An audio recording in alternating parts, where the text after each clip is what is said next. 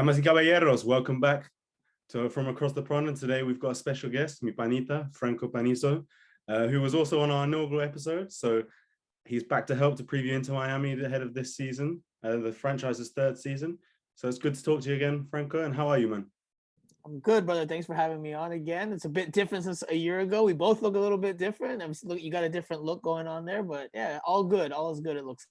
Yeah, absolutely, man. And first of all, got to talk about the past international window and your querido Peru, who put themselves in a great position to qualify for the World Cup at the end of the year after that victory in Barranquilla, which I know you attended. So how was that? Oh, it was amazing, dude. Amazing. Among the best experiences I've had at a soccer game. Now, this one I didn't go as a reporter. I went as a fan, went with a bunch of friends. My first time in Colombia, long overdue trip. Barranquilla is exactly what everyone describes it as in terms of a World Cup qualifier. It's hot. The sun is in your face. I have a tan line that I will not show you just because of it's not the best look, but I do have a tan line, and it was great. The game, Colombia was better, but Peru pulled it out in the end, and you know, the Peruvian fans were chanting the whole 90 minutes. Colombian fans were kind of quiet. I was a little bit surprised by that, but their national team isn't doing so great. There are 7 games now without scoring a single goal. So you can imagine that they're a bit muted, but the Peruvian fans were chanting the whole time, and then the goal comes late, and you know, there was just an explosion of emotions from everybody, and it was a great environment, atmosphere, and experience overall. So awesome time. Absolutely. And the 2 goals in the window for Peru, 2 crucial goals, were scored by MLS's DC United MLS player Edson Flores, who started shining again. But getting back to Inter Miami, it's been quite an evolution of the squad this offseason. A mass clear out by Chris Henderson, with the players returning only accounting for 37.5% of minutes played by the squad last season, according to Elliot McKinley and his stats on Twitter. So has Henderson done a good job revamping the roster considering the sanctions?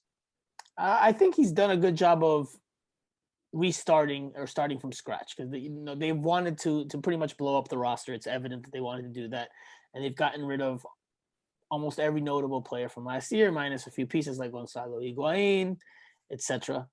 So has he done a good job of starting fresh? Yes. Now, are these pieces enough to have a successful season in 2022? Well, we'll see. The jury's still out. My initial impressions are that this team will be more dynamic, athletic, energetic, speedy, and will be more competitive in those aspects. But from, you know, pure football standpoints or soccer standpoints and technical standpoints, I have questions on that. We'll see once the games that matter arrive and how the team does. They've already talked about, you know, patience and fans needing patience, because they know this is a very new and young team. Those relationships on the field have to develop, and that takes time. That doesn't take just practice sessions and preseason games. That takes meaningful games. It takes time to get those automatisms down pat. So it's going to take some time, but how much time is the question? Because if it takes 2/3 of the season, then you know it might be too late. If it takes half a season, all right, maybe they can make something of the year. But we'll see. We'll see how things go, and we'll see how Phil Neville does in his second year in MLS. Absolutely, and we talked about it previously on the video last year, and then on Twitter exchanges as well. And you've talked about, I know, on Miami Toto Football Radio. But we talked about how the expectations, you know, ahead of last year, Jorge Mas is talking about top 3-4 seed in the East. But given the sanctions and the underwhelming first 2 seasons, do you think that their expectations have diminished? Yeah, they absolutely have diminished. And then I asked Chris Henderson in the very first press conference of the year when we came back from the offseason, it was our first introduction to the team.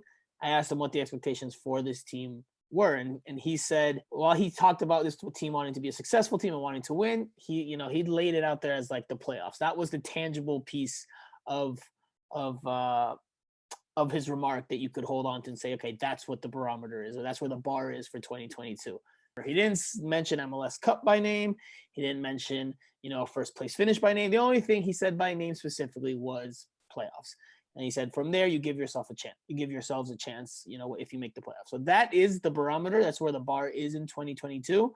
And, you know, we'll see what they can do, because this team has been revamped, and you know, it might be exciting on local front, especially for fans out here in South Florida, but other teams have gotten better as well. So we'll see. Again, I'll go back to my point. We'll see once the games that matter get going, we'll see how good this Inter Miami version is in 2022.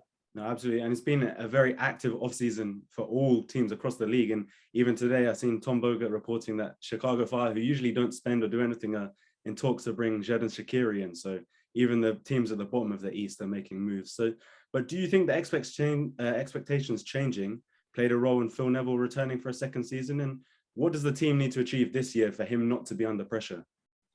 So I think he was going to come back regardless, and I think he's going to be here for a good bit of time. I don't think, I don't see him. I don't see any scenario this season where he gets let go. I just don't see that. His son's embedded in the team. We know the relationships he has with David Beckham personally and professionally. So I just don't see any scenario where Phil Neville is under so much pressure that he's let go. I don't see that. Maybe somebody else in it from a different perspective can see that, but I personally don't see that. I think he will be here for at least another 2 seasons, at least. I think they're going to give him time to unfold and build the project that he wants, especially because of the ties he has with David Beckham. So, if things go really bad and they're in last place and playing the most abysmal soccer that MLS has ever seen, maybe. But even then, I don't know. I think that they're going to give him time to unfold this project. They know that the team is young. They know that a lot of these pieces will have to develop. And, when they use the word patience, that obviously speaks to a longer term project, right? So that I think Phil Neville has a good bit of time and ample opportunity to try to make this his own. And I think it will go beyond 2022. Absolutely. And then the roster turnover, massive, that we've already spoken about. One of the more surprising moves was Christian Makoun being traded to Charlotte for the number 1 spot in the allocation order, which Inter Miami have since used on DeAndre Yedlin, the US international. How do you think he'll fit into the team and what can he provide?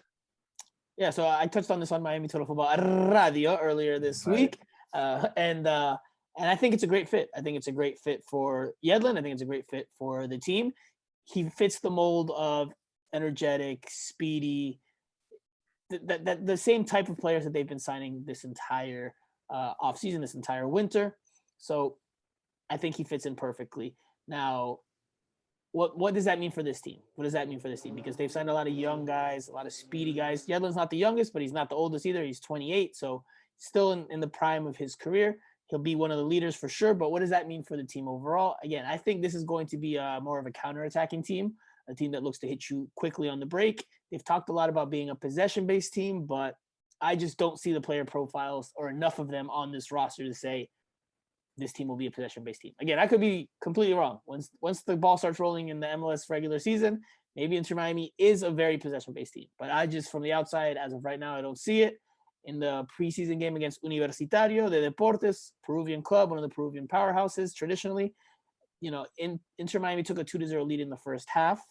And I liked what I saw from a defensive posture, defensive shape, their organization with the ball. And yes, it's early in preseason, but with the ball, they weren't that great. And they were up 2-0 at halftime, but I thought that was a bit flattering.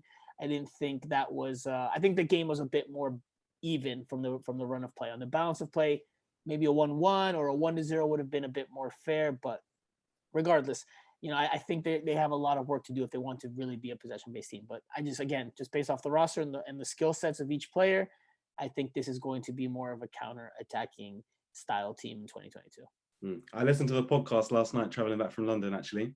Nice. And I like the shirt. I need to get one of those. I'll come to I'm gonna send you one. I was in London, man. I was in London in December after the season. I should have brought you one or just mailed it from there. It would have been cheaper. No, absolutely, man. It looks good. But like you were talking about with a lot of departures, but the club also have a plethora of centre-backs despite the departures of the main 3 centre-backs from last year. So do you think this means Phil will stick with the 3 at the back system, or do you see the 4 at the back coming in? So I've heard, and this is information that I can share with you, that I've heard that they've trained in both a 3-man back line and a 4-man back line. I think we'll see the 4-man back line at certain points of the season. I think, they'll use it, they'll turn to it in certain games, certain matchups, depending on, personnel that's available, it's, et cetera, et cetera. But I do think that we will see this team in more of a, you said 3-man back line. I like to consider it a 5-man back line because even though you have wing backs and they do get involved in the attack, they're defensive minded players, right? They're players whose skill sets, whose strengths are on the defensive side more so than the attacking side. Even though Yedlin can get forward, well, he's still a defender, right? He's still a fullback.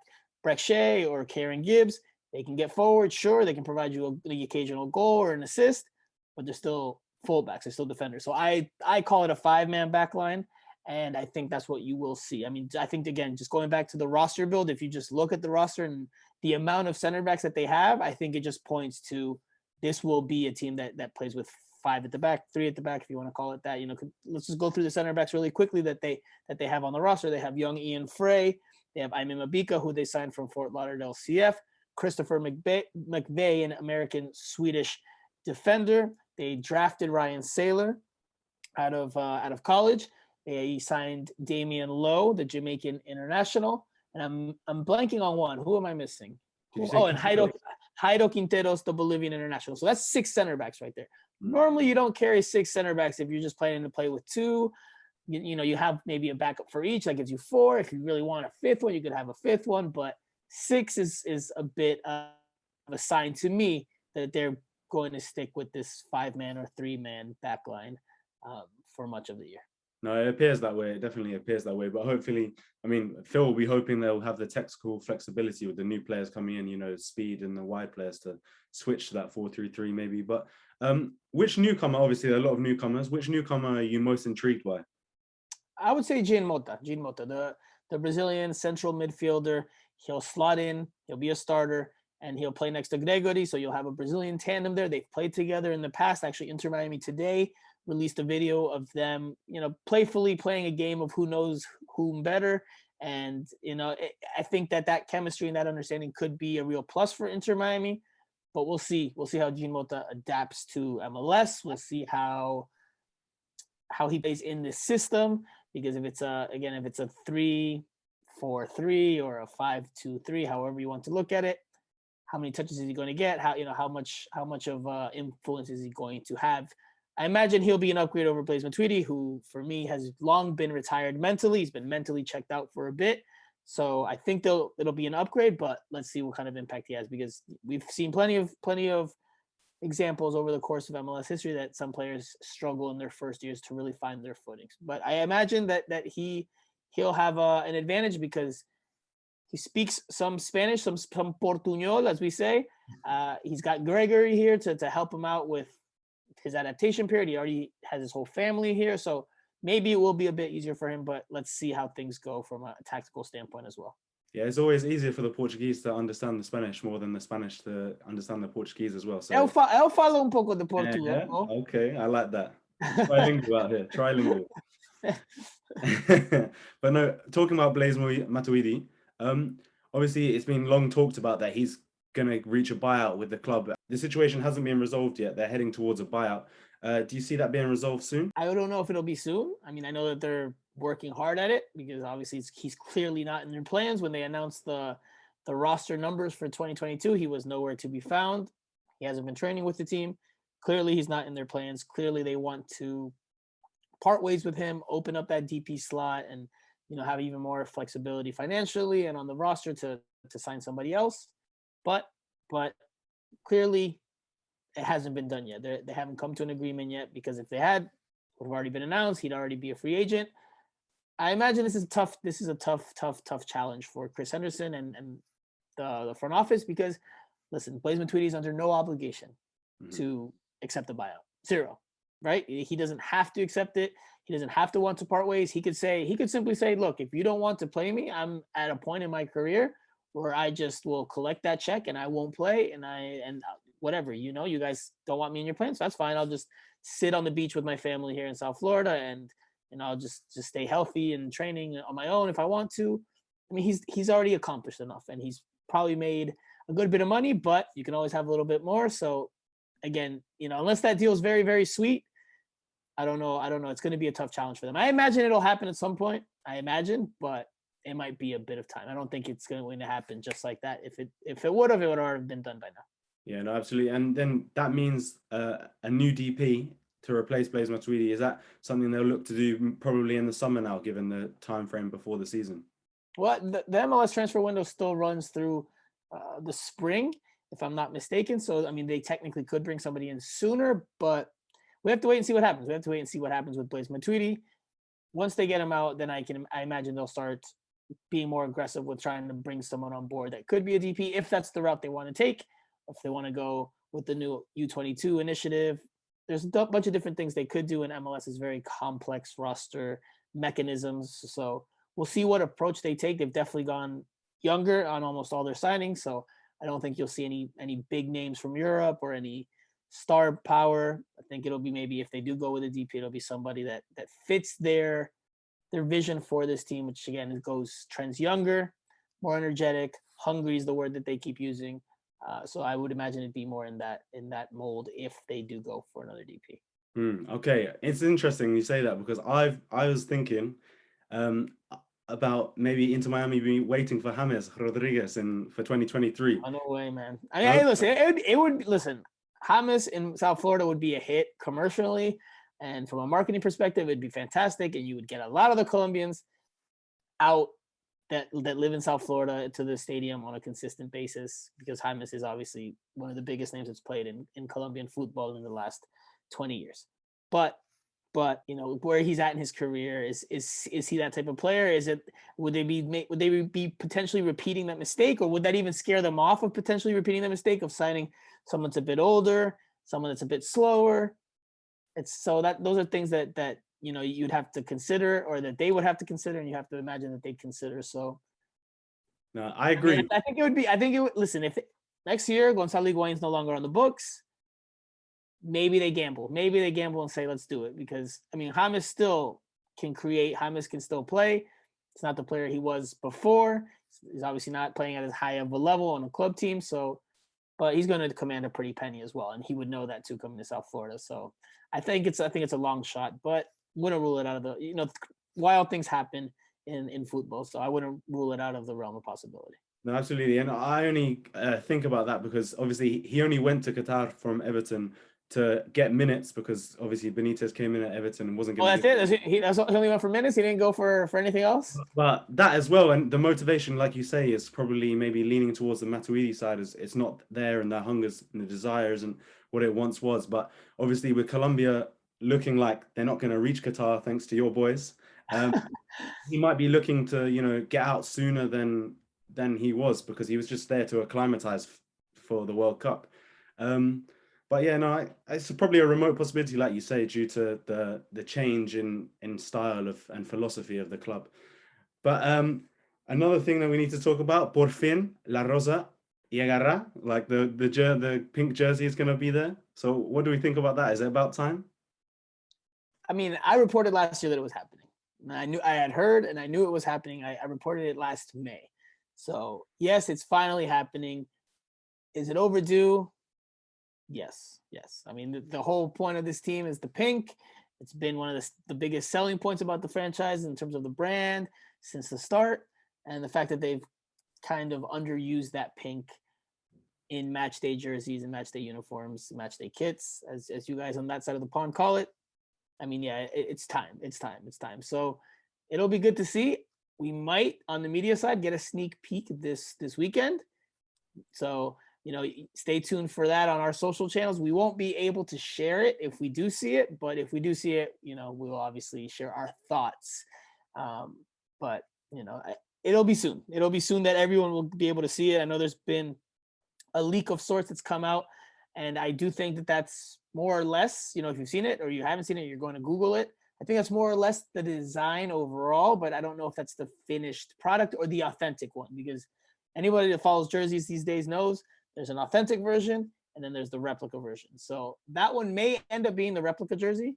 Maybe there's some more details on the authentic one. We'll find out very, very soon. No, it feels like they finally, you know, kind of, they're fulfilling the promises that they kind of came into it with, you know, the pink jersey, or kind of getting their house in order. The pink jersey, they've got the footballing structure seemingly all in line now. So it looks like they're finally turning the corner for better. But obviously the US Open Cup for the first time in Inter Miami's existence.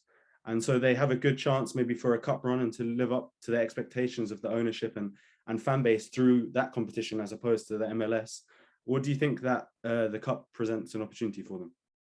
I think it presents a very big opportunity. I think it's something that they're going to really gun for, and they haven't talked about it at all in detail this year yet. Obviously, we haven't really asked too much about it, but I do think that it's something that they'll be gunning for because it's a smaller competition, easier to win per se than a regular season or than an MLS Cup, and it does bring in financial compensation. It sends you to the Champions League. I was going to say Club World Cup, but no, to the Champions League, the CONCACAF Champions League. So I imagine that they will definitely go all in on there because that is a potential quick road to success for them in terms of what the future may hold. And so, they've talked about it in recent years when Paul McDonough was here, and that was something that they stressed early on, that they wanted to try to go for the Open Cup because, again, I imagine that they see it as a quicker road to having instant success, or an easier road to instant success. So I imagine that they will try to do that. Chris Henderson has won Open Cups with Seattle, so he knows